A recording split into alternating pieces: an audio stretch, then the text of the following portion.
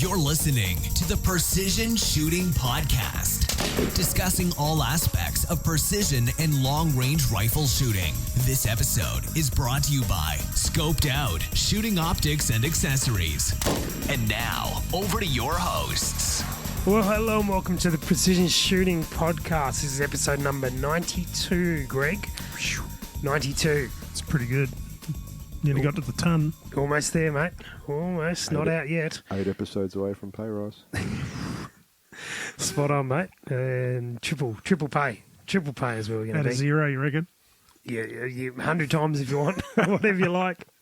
You can choose your own pay rise as a factor of zero. Damn it. Gentlemen, how are we? Greg and Andrew, usual sort of suspects. Good. Floating around, yep, we're here. I can tell that. That's good. Excellent. How's your few weeks, month been? Been a while. Yeah, it has, but it's gone quick. Yep. Just haven't really done a lot of shooting, but a little, but not a lot of fishing. Precision fishing. Yeah. Precision fishing. Yeah. Precision lure throwing. Yeah. Not really, but yeah. Yeah. Good. No, pretty good. Yep. Yeah. I did a bit of fishing with Andrew, but also chased a few foxes. Yeah, sweet. Yeah, lambing season's happening at the moment, so farmers think us shooters are pretty good value at the moment. Yeah. So there's plenty of foxes running around. Pretty easy shooting at the moment. Happy days. I'm trying to remember when the last one was. That was after the last PRS, wasn't it? It was. It's all blur at the moment. We've got another PRS in a week. Busy boy. Yeah. And then we missed the last episode because I broke my knee. That was why it was. It wasn't because I was sick, was it? I was then sick afterwards and couldn't talk. So that wouldn't have been it. Well, actually, probably would have been the best podcast ever if I couldn't talk. Well, you did use the excuse that you were in pain. Oh, no, and delusional, perhaps. That's most nights. More than normal. More than normal. Yeah, okay. All right, good. We got stuff coming up. There's lots of things happening in the precision rifle world, which is pretty exciting. As I mentioned, the Ignition Custom Winter Classic is coming up in a week's time. Starting on the 15th of June over in Buchan in Victoria, which is perhaps not going to be as cold as we thought it was going to be. No, well, yeah, the Weather Bureau's never wrong, of course. Absolutely 100% right. Yeah, there's always that. Spot on. I'm thinking sub-zero. Yep. Yeah. That's what I was hoping for. Well, that's sort of the intent of it, but, True cold ball. True cold ball. Every shot.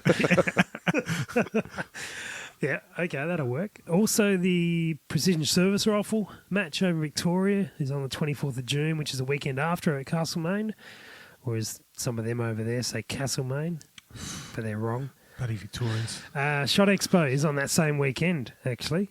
Greg will be over there for that. Yep.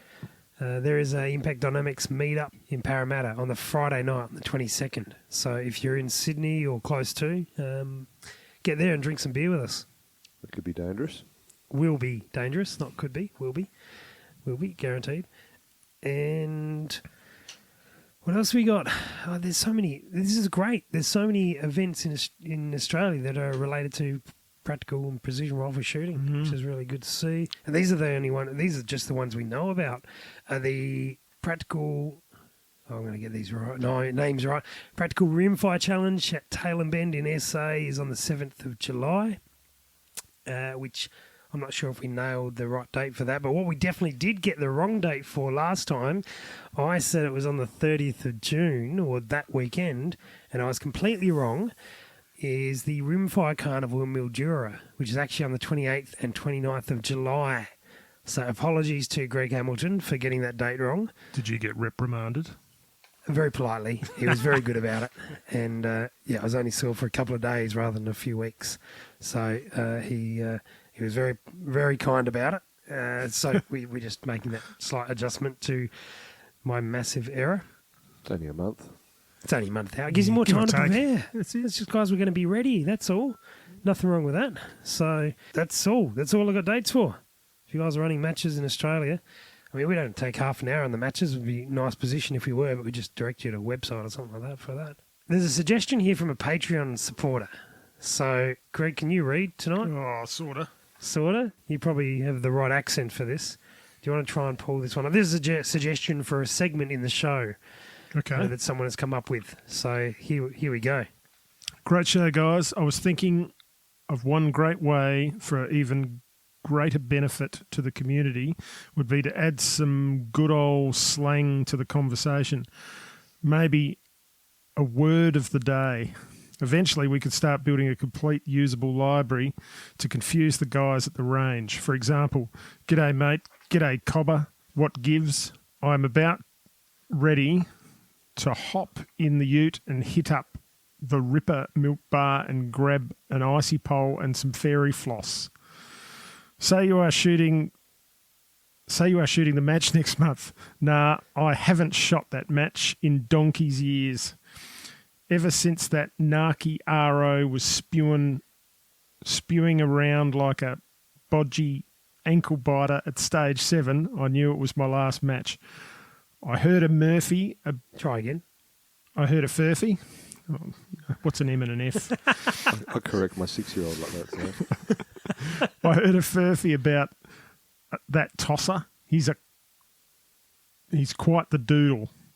We got to run. The old handbrake is calling, and she has me flat out like a lizard drinking around the house. Cheers, mate. Uru. So to our American listeners, that probably sounds like one of our reviews. Yeah, it's been translated.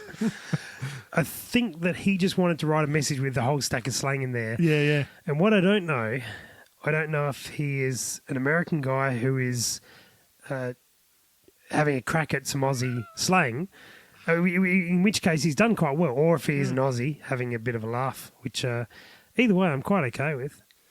It's probably just not the most realistic slang. I think if you took a recording device to sort of my workplace, it'd be a lot more expletives. I was going to say, a lot more. There would be. Probably really Lots of wouldn't be able to- adjectives. Yeah. I've never heard the one. He is quite the doodle. I can't say I've heard that one myself. I can think of Is other that- descriptive phrases. I've heard similar, but not. He's quite the doodle, and I've never had fairy floss while shooting, to be fair. Anyway, so thank you for that suggestion. I don't know whether It was a ripper suggestion. it was a ripper. Cheers, it was a Cobber. That's all I can do at short notice. It would have been, you read that like a pro there, Greg. Oh, yeah, I struggled actually. Stay tuned for audio books by Greg. That's his next empire. Children's books. Nice and slow. With Murphy the Furphy. Move on, Sam. You tosser. You're quite the doodle, Greg. Quite the doodle, mate. There also was some feedback about the tripod episode, which is probably most relevant to you, Andrew. Do you want to have a crack at some of the suggestions that were made? Listening to episode 86, you might want to look into the Feisol. This is why you're reading it. Get Greg to translate. Tripods. They are twist lock with non-rotating legs that lock fast and secure. I have the 3342 and love it. Very light for hunting at less than 2.5 pounds, and I have a really right stuff, a levelling base on top. Very easy to shoot off out to 600 yards so far. The 3372 is much sturdier but more bulky and a bit heavier, so not so practical for backpacking or hunting. You might also want to look into the new shooting ball head from Really Right Stuff, the Anvil 30. So I probably will actually do that. Because I still haven't purchased the setup I want to use, so I'm certainly open to suggestions. I have found some message that went to spam about another book. I shall look into that. That only came through 2 years ago. Whoops. Do they need an audio book for it?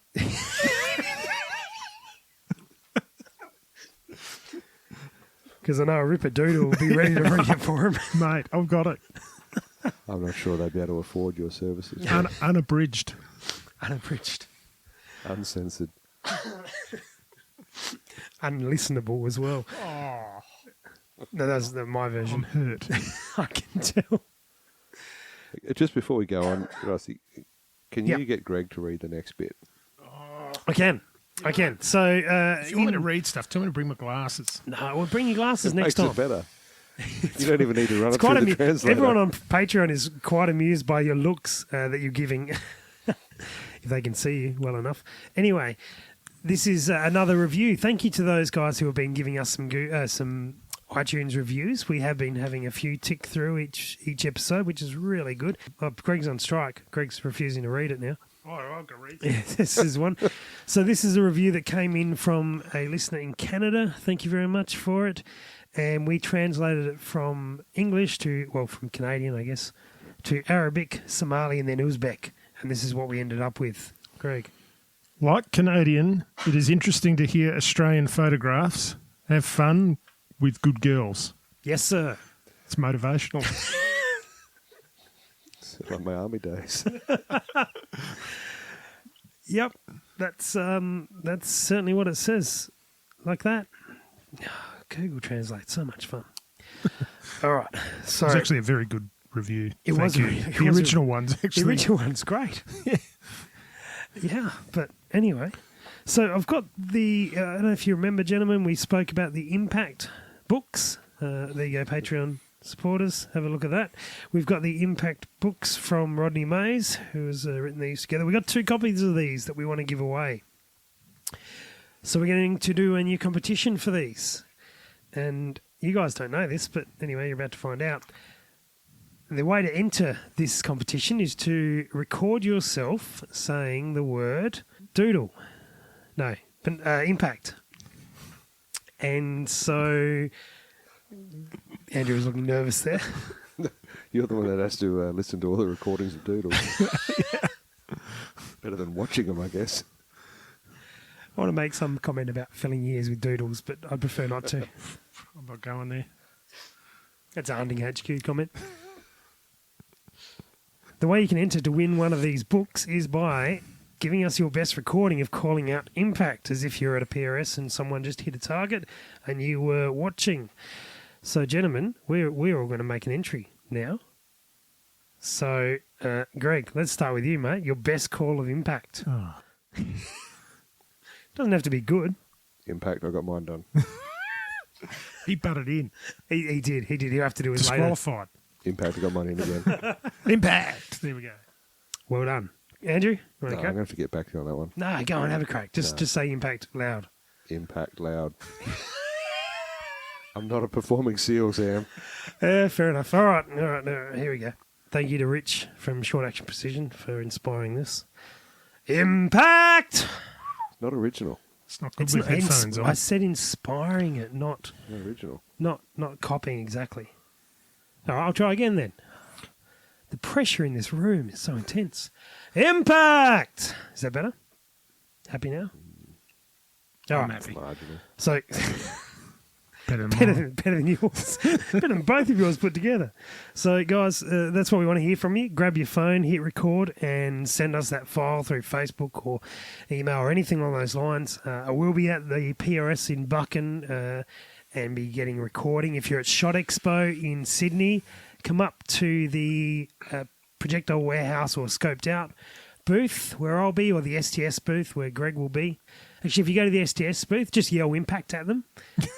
That'd be funny. It won't count, but Yeah. it'll be amusing. Yep. If you see the little short bloke, just walk up to him and yell impact as loud as you can. Really close. Really close to Call his him in face. close to you, Yeah, that's it. and then let it rip. Come here, you doodle. I want to yell. And Sam and I will laugh in the background. And then come around to the Projectile Warehouse and Scoped Out booth, and I'll have the recorder with me, hopefully, and we'll get some recordings. So if you want to enter, you can do that, or do it on your phone and just yell impact as you would, as silly as you would, as loud as you want. And whoever does the most amusing impact call will win a book. I've got 2 books to give away. So anyway, that should embarrass a few people. I've already got one of those books, you see, so I didn't have to impress you. Yep.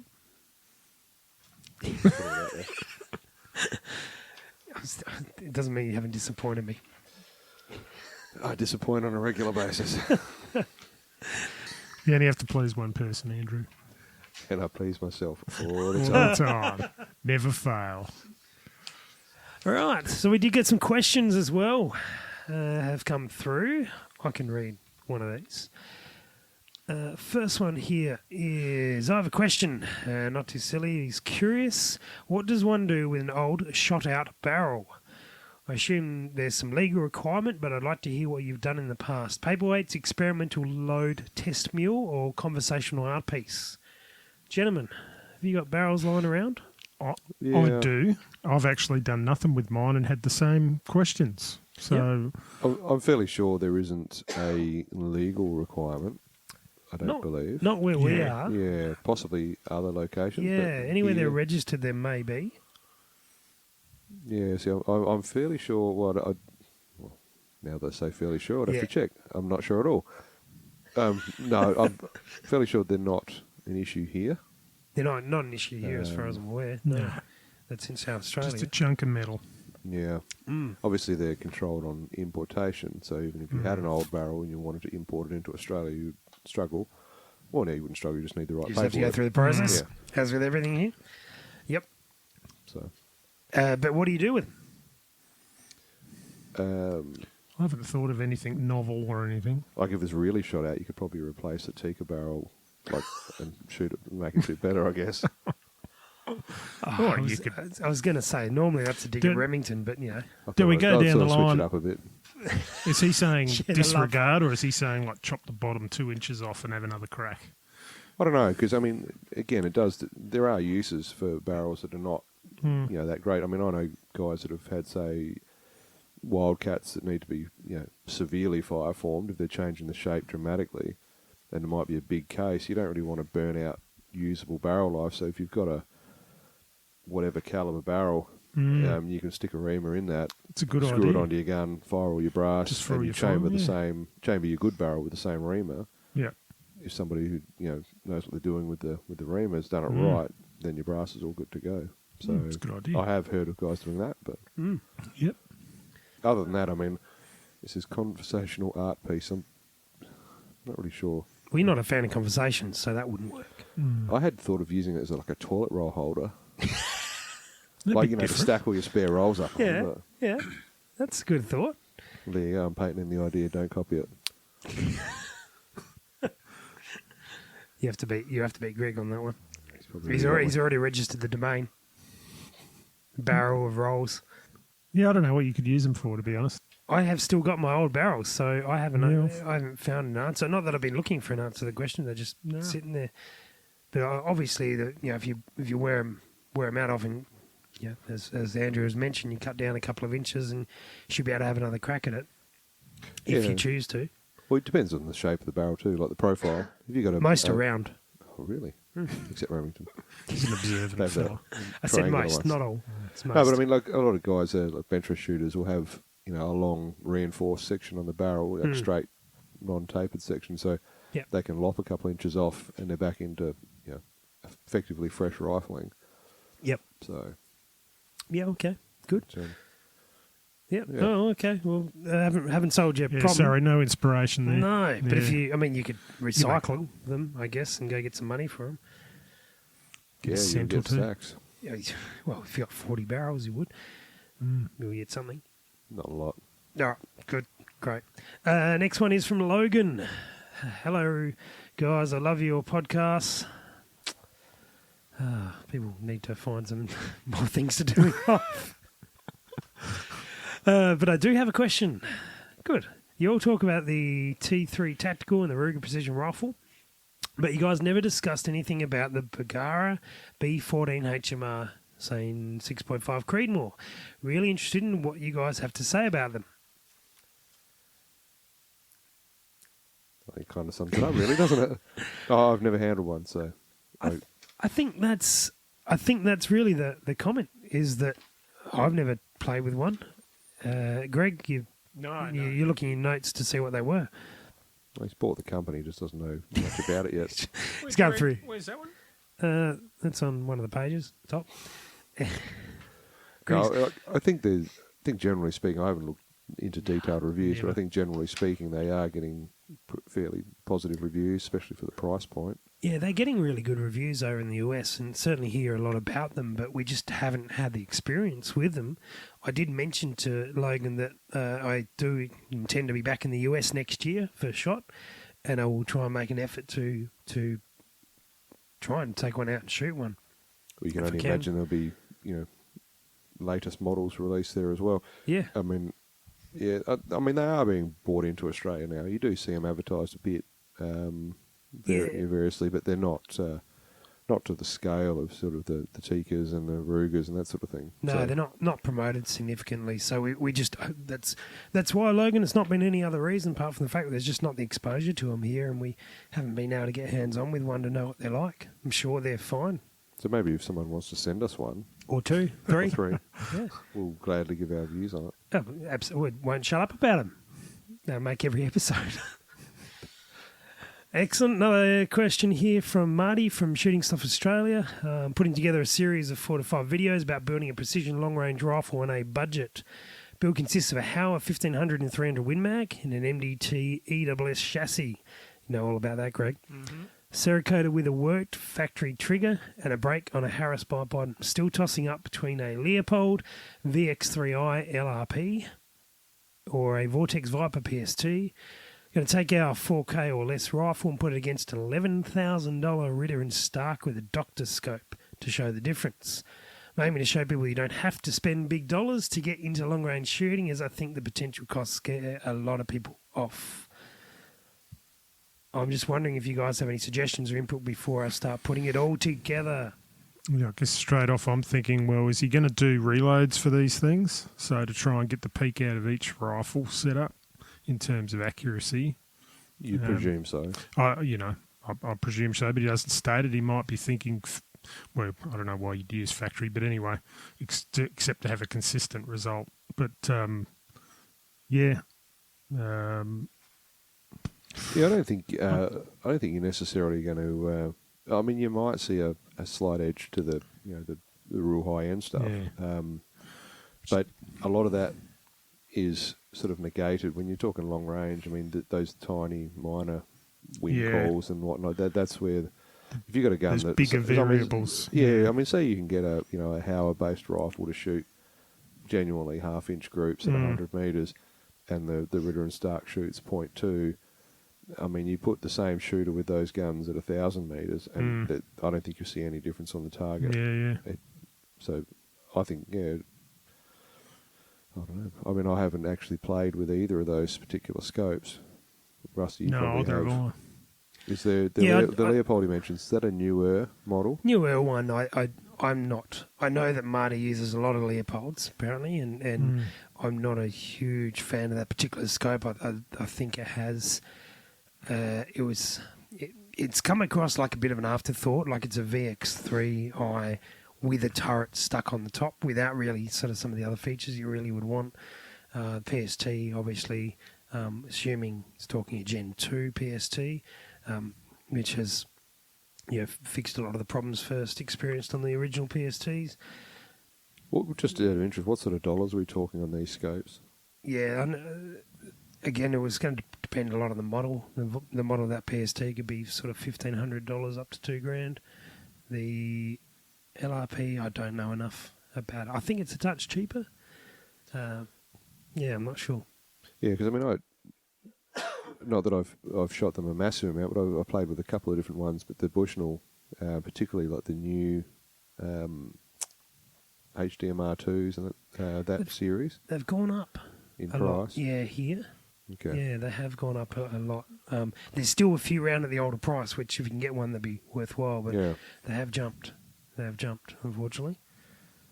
So we'll see. We'll see how that shakes out. But there is, there's a few other options around.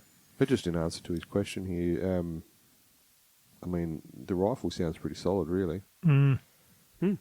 I mean, presumably he's talking about a heavier barreled rifle. Yeah, that's a good point. Yeah. I mean, a lot of those Hauer barreled actions are pretty good. I mean, they shoot very well for factory guns.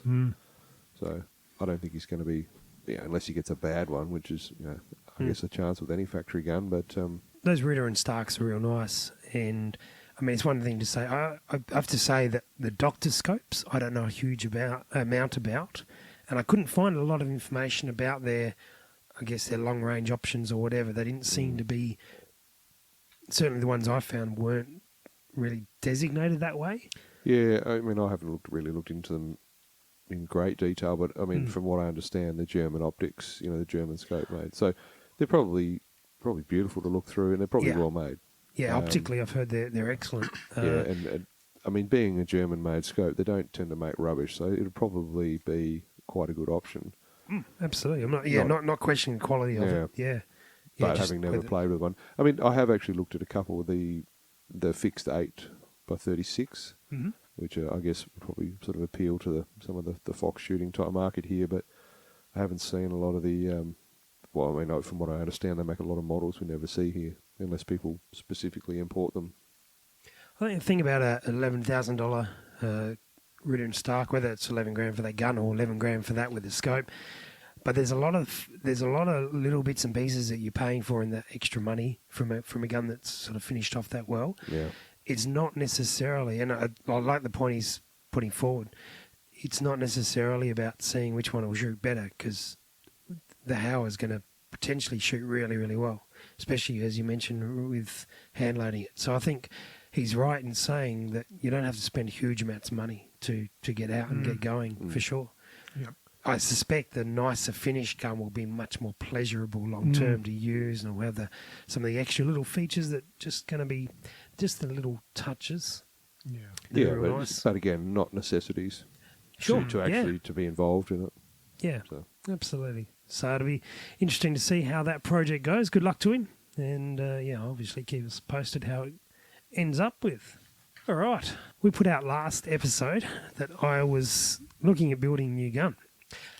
But I can't afford it anymore, so new project. Greg's going to pay for it, he told me earlier. Oh, is he? Yeah. Oh, back on then. Back on. Yeah, I'll write a check that bounces. No worries. So we asked on Facebook for some comments of what people use, what they recommend, and just generally taking people's feedback from it. We had some interesting responses. I don't know if, gentlemen, you had a chance to look at any of them. We did one a couple of weeks ago, which you guys have all got the comments in front of you of what that was, and then I've got the stuff that we put out today to get some feedback as well. So I guess we'll see. Do we run through them? Is that the easiest way? Or just give a bit of an overview? Yeah, I guess you can probably breeze over some of the more interesting suggestions. Breeze over the interesting one. Good. Well, I'll jump in here, Yeah. Rusty. When you're going through these, Yeah. it's probably more interesting to get your thoughts because, this is your Right. gun. Yeah, it is my gun. You're right. And, I keep forgetting that. If someone says something and you go, oh, no, gee, I don't know. All right, you take me through them then, Greg. Well, the first one I've got here from Greg Hamilton suggesting 308 Win, 155 grain. Oh, God. Optimus dryers. Dyers. Yep. Seated long, inaccurate, 10 round, no binder mags, in a Tikka. Yeah, we did get a couple of guys who suggested full rifle setups, which wasn't the plan at this stage, but some suggestions were good. So I guess, just grabbing the first part of that, like 308, how does that grab you? It's not hugely For a compelling. PRS, Yeah. like PRS dedicated rig. I think, and this will come up a couple of times in some of the suggestions that were made, this is very much a PRS dedicator rig, and that's all it will be used for. So 308, while it certainly does the job, I would be competing in open and not looking at production, or potentially down the track there will be another category perhaps that will incorporate 308s, or if I'm shooting in the service rifle matches, which it crosses over into, won't be shooting in NATO, I'll be shooting in open as well. So 308 doesn't really grab me, and the main reason for it is the recoil, which is probably going to come up a few times. So recoil control. Recoil control is a big one. Certainly 155 grainers screaming out of there is going to be fine for a 600 metre sort of gun, but that's probably my main concern there, which will be probably apparent on a number of them as well. It's a bit of a spoiler for the next one. Yeah, well, your mate jumped on board. Yeah, the Rum Baron. Yeah, the Rum Baron from Hunting HQ, if anyone listens. Our one listener. What do you mean if our one listener is listening? He's recommended 7mm Remy, so we pretty much know the. Yeah, probably your view is recoil control. And again. look, there's a couple of suggestions along those lines. The next one there is a 7mm WSM, 7mm Storm. There's a 300 Win Mag suggestion, and I think a couple of them from today as well were the biggest stuff. And I think the thing is that I just don't need what those bigger calibers will do. I have got a 300 Win Mag. I have got a 338 Lapua. I don't need what those calibers will give me in a PRS match, or in terms of putting them up against what the recoil sacrifice will be. The good calibers, well, absolutely. That 7mm Storm would be magic, but they just don't. I think Follow they, up so well. Yeah. follow-up shots and such, and seeing your impacts. Yeah, particularly 200 metres, 300 metres sort of stuff is more challenging. I guess it's probably worth asking the question: have you isolated it down to a bore size or a projectile diameter?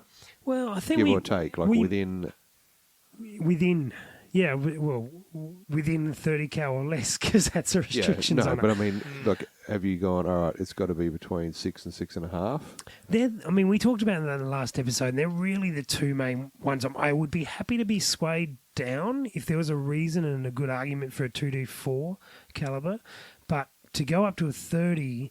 I think anything that's going to give me the performance out of it is also going to come with the recoil sort of as a factor. So, and the same may go for the 7s as well. The 7s is probably going to be a factor as well. You've got to be pushing those bigger, heavier bullets to make them to make them worthwhile. So Brad Roberts has suggested a 6.5 by 47. How does that grab you? That one from Brad, and then there's a comment, a couple up from there. There's a 6mm SLR and the Dasher and the BRX. All there, and they're all massive contenders. Absolutely, yeah. The 6.5 by 47. I know you gentlemen are fans of the 6 by 47s, and these are. That was a good look, Greg. Hopefully, someone on Patreon saw that. Greg copied me. Just putting that out there. I did. I'll confess, I copy everything from him. Absolutely. No, keep going. No comment. And not that we can really put to air. So these are things, but the only problem is these guys didn't sort of specify any reasons as to why they use them, why they like them. So good ticks and big considerations for sure. One in there from Jason about 300 Winnie. I think we've covered off on that. Gee, that's an interesting one that's popped up. 7.62 by 39.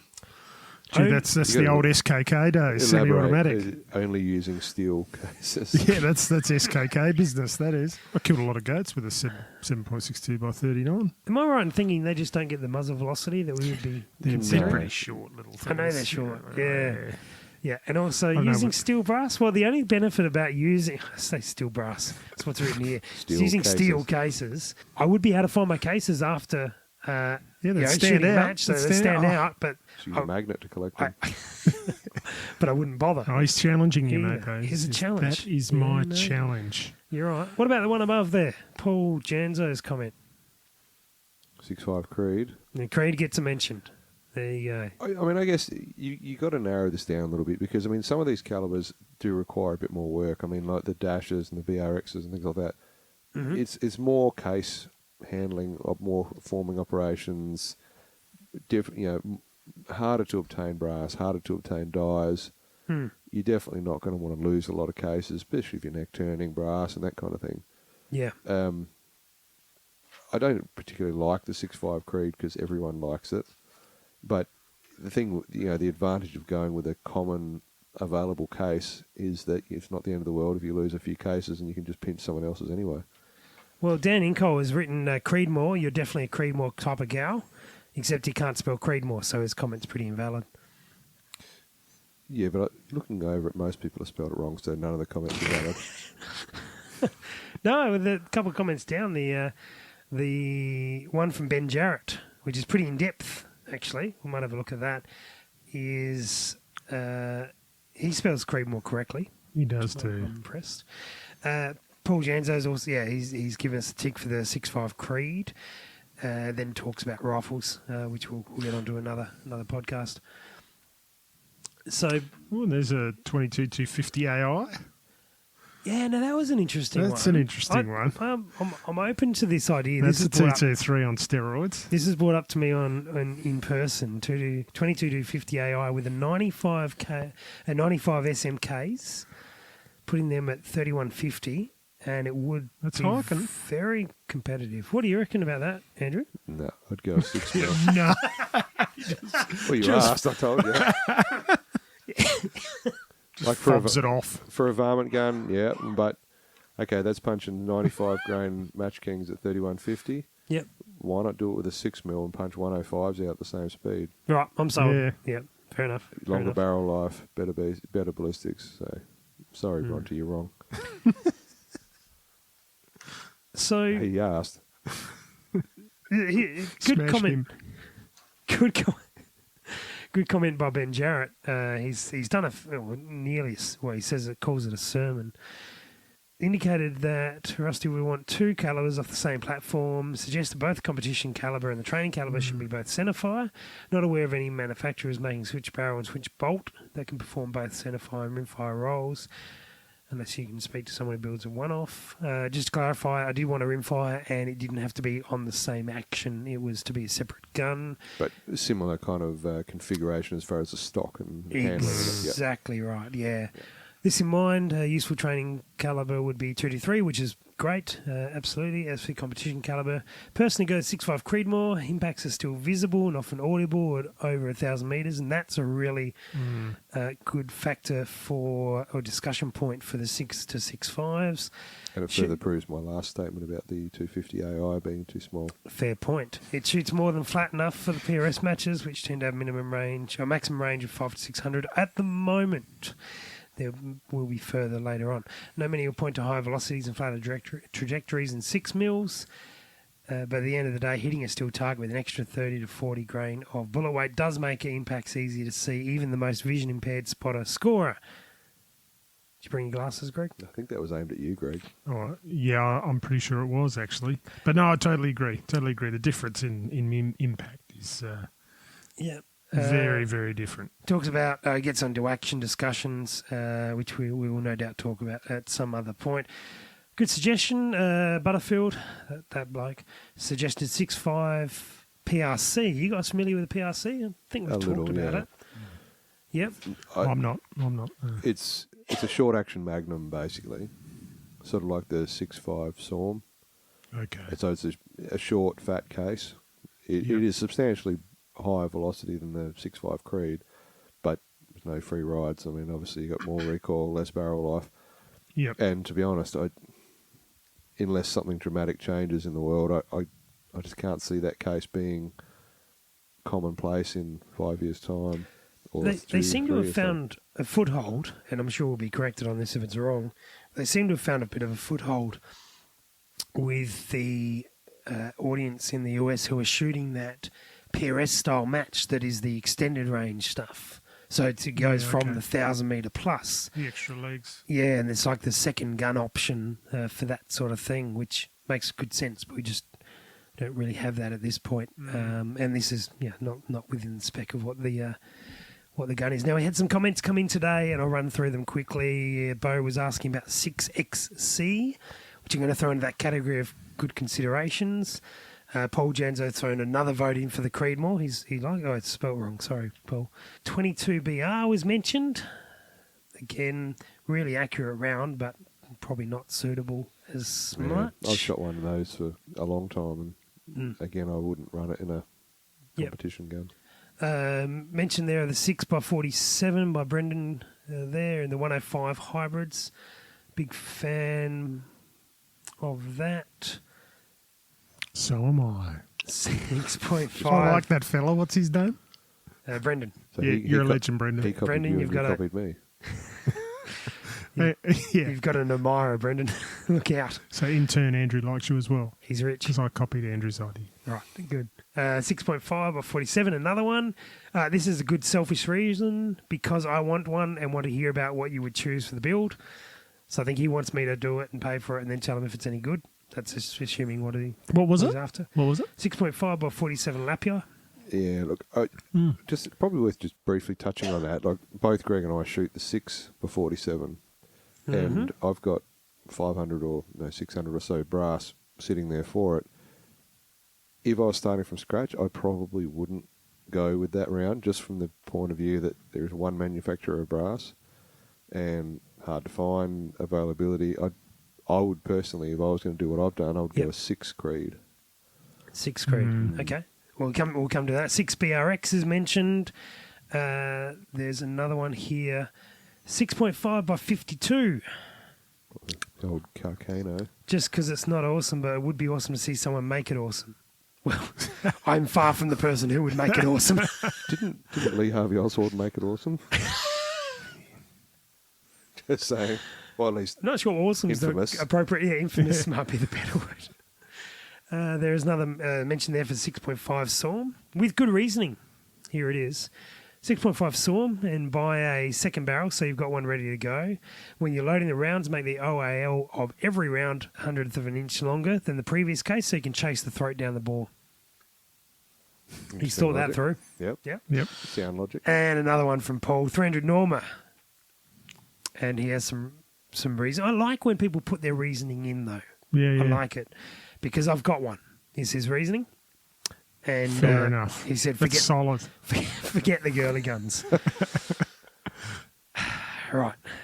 Well, I guess out of that, look, the common one there and the one that seems to be most sensible is in the 6 and the 6.5s, which is the variant. Now, a couple of variations of all of them, the BRX, the XC, the 6x47. Really interesting to hear what you guys say about the 6x47 because there is a big discussion to have. Well, there's a discussion to have or a decision to make about 6 or 6.5.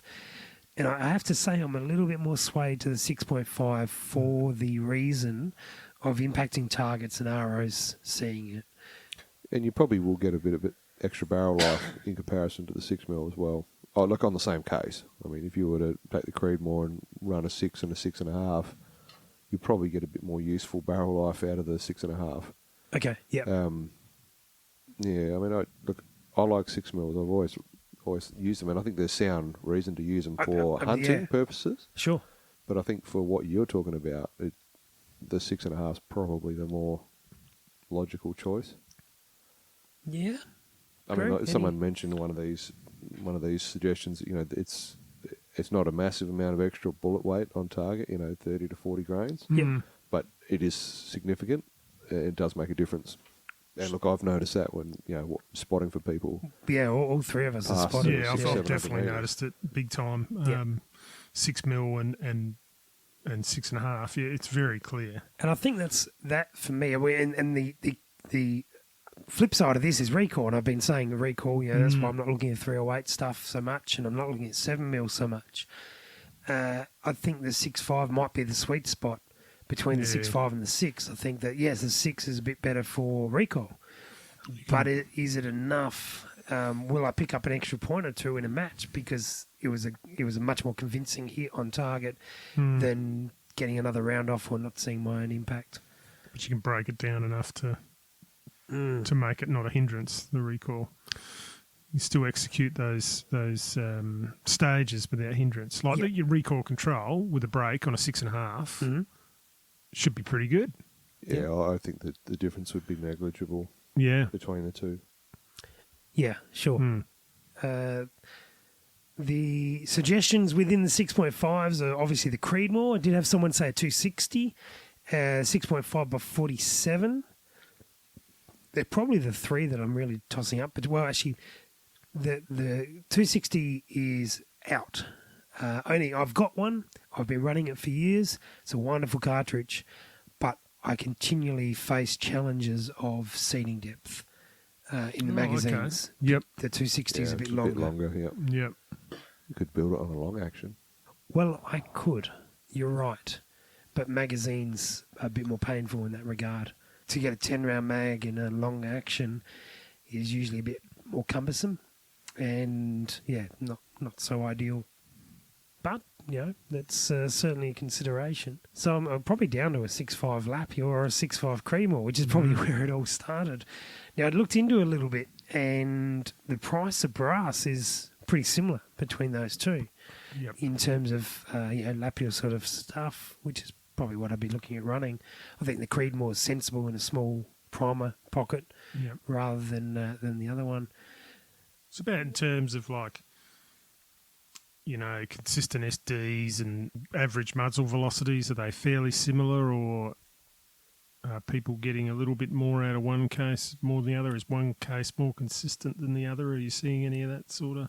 From what I've looked into, the Creedmoor based, whether you go 6.5 in its standard format versus a 6.5 by 47 lap, or the variants, the 6mm variants, the Creedmoor has probably got a slight advantage. I'm talking under 100 feet a second. Yeah. Probably So it's more not like 50 not feet a second, given the same projectile. But as far as standard deviation and accuracy and whatnot, no. It's all much the actual muchness. inherent sort of, if there is such thing as inherent accuracy in a cartridge, then they're pretty much on par. It's to do with the quality of the brass and loading and that kind of stuff. Yep. Cool. Where they can hit any damn targets as well. Yeah. Yeah. Yeah. So I'm not quite sure what's going to help you there. Yeah. 12 gauge? Bring them closer. Sean, I need bigger targets. Sean, are you listening? Bigger targets, please. The other reason, and I actually don't particularly want to go this way because it's the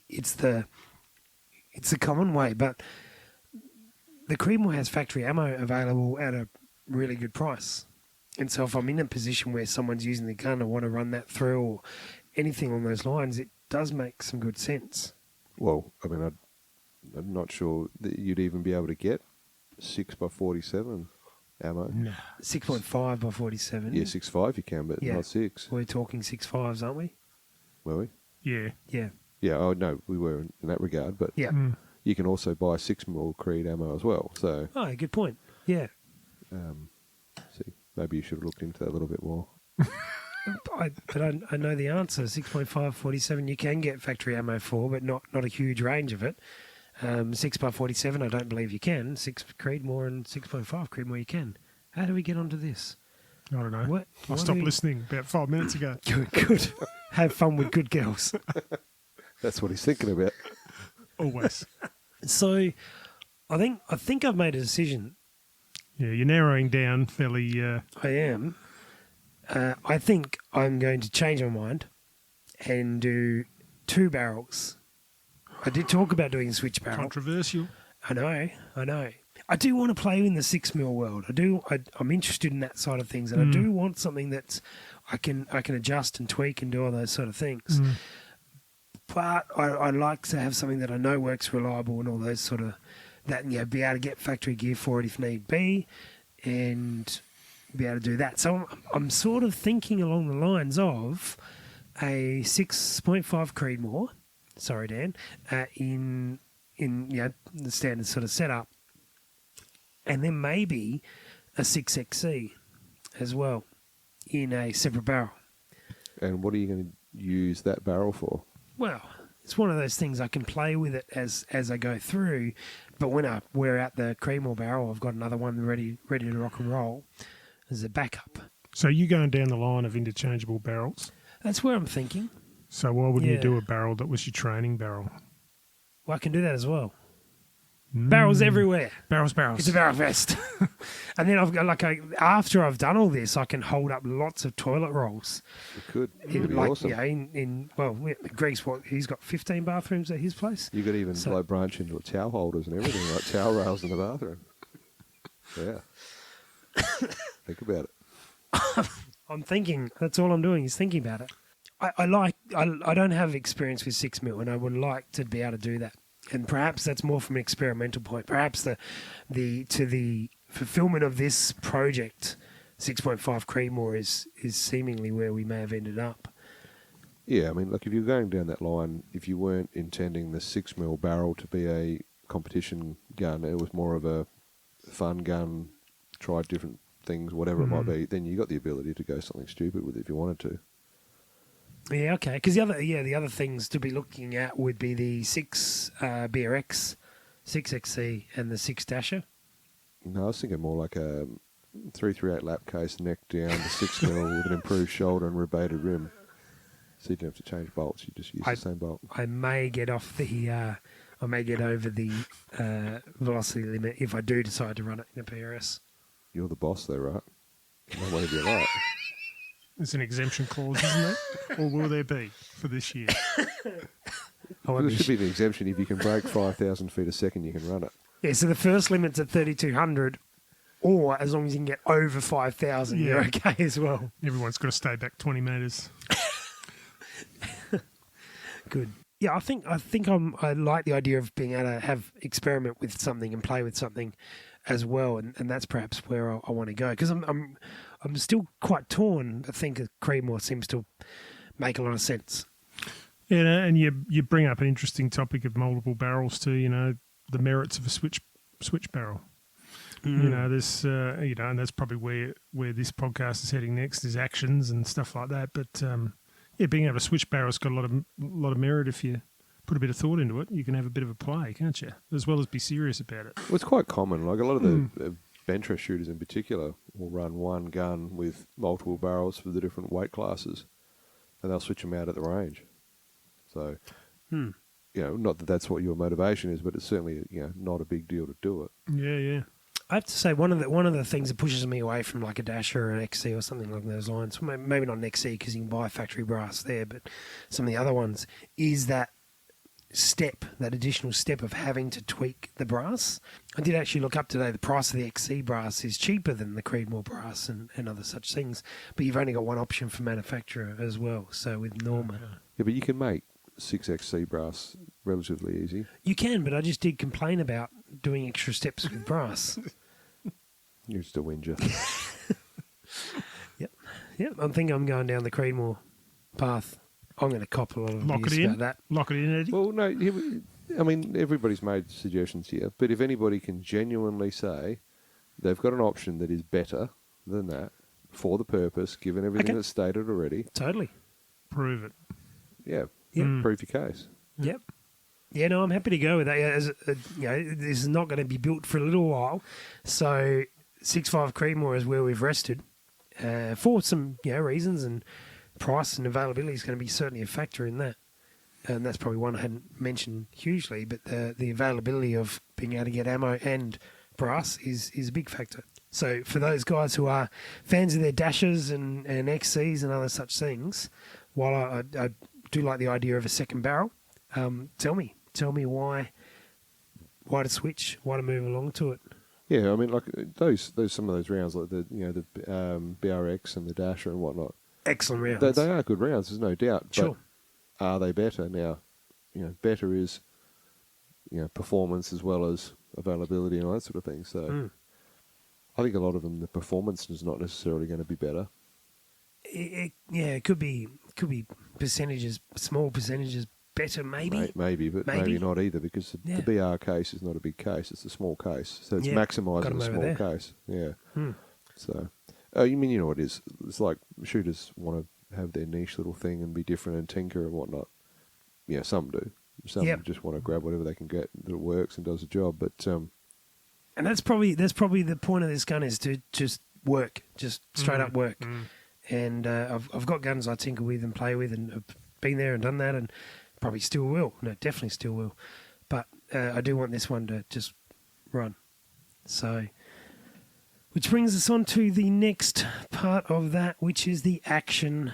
And we won't get into a huge discussion tonight about what actions, but I think I did put the caveat on that I want something. I'll leave it at that. Something? Yep. Yeah, it needs to be materialistic. It needs to exist. I want something that I have the potential there to be able to switch barrels out. Yeah. Particularly for the 2-3 side of things, and then also maybe for a second competing caliber. Mm-hmm. And I guess really something based on the Remington footprint, so I can put it into, I've got a good option of chassis there.